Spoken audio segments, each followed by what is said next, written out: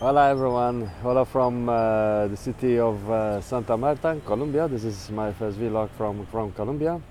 I've been here for the past 12 days now, and I lived the first 12 days here isolated at the foot of the mountain and La Margarita area, close to the Rio Ancho. Over there, I've done some volunteer work in a small community where there's a couple who is doing building their own area building. I don't think is the right word. They're doing a reforestation project. It's a very ecological project. Basically, over there, we're totally isolated, no phones, no internet, nothing. To reach there, you can't reach by car. You have either walk, which is about 2 hour, around 2 hour walk, or else with a motorbike because it's a very small trail through the forests. And not a straight road at all. It's all ups and downs. Yeah, we lived basically basic lifestyle there. There's just what the earth provides, water. We were 50 meters away from the river. The water we used was untouched by humans because it comes straight from the mountain, so it's very, very good water, untouched by humans. We add crops that we grow and fruits that we grow, and yeah, we helped in. I've learned a lot. I've learned about how to live in a sustainable way, how they build their rooms with the clay they take from the ground and straw. We make the bricks. We made the bricks ourselves. We let them dry and then build the walls. The roofs were made of palm leaves. We used to weave palm leaves to create the roofs. Learned about. I did also an introductory course while I was there regarding to permaculture. Permaculture is mostly about how we can grow our own crops in a very sustainable way. It was a fantastic experience to be isolated for 12 days. I recommend it to everyone. It's very raw, I must say, very raw. You're totally cut off. You're totally cut off.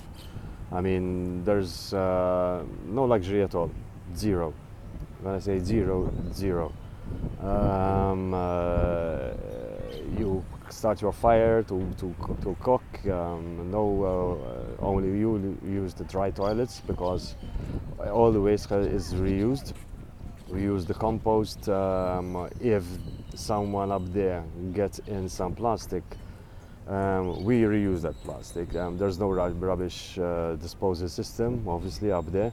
There's nothing, so we use for example, plastic bottles. We fill them up and we use them within the walls that we built. We reuse them.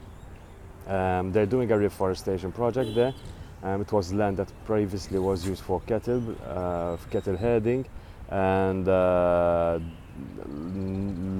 big numbers of trees were cut off, and they're doing a reforestation project. Reforestation is a must to have in all countries because it will definitely improve a lot of things. One, CO2 levels on the atmosphere.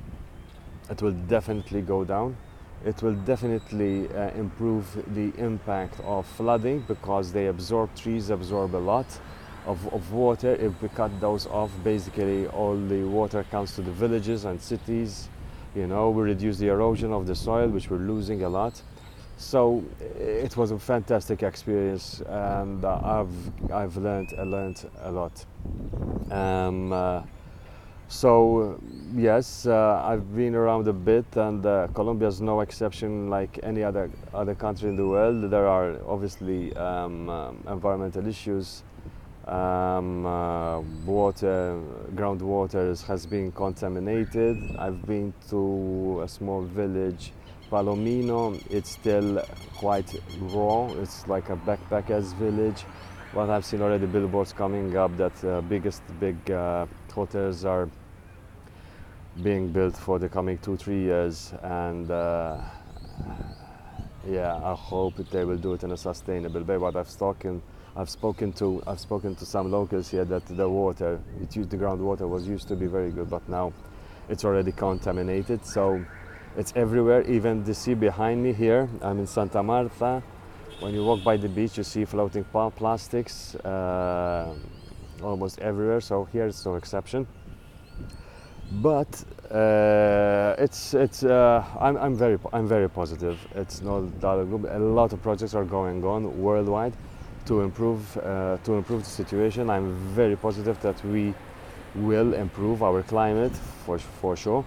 I mean, this is the best. I mean, I believe it was Barack Obama who said it a couple of years ago. This is the best time that humans are living. We improved a lot our standard of living, and we are intelligent enough. We have the technology to definitely improve our way of living. I'm not saying no more progress. We can do progress in a sustainable way.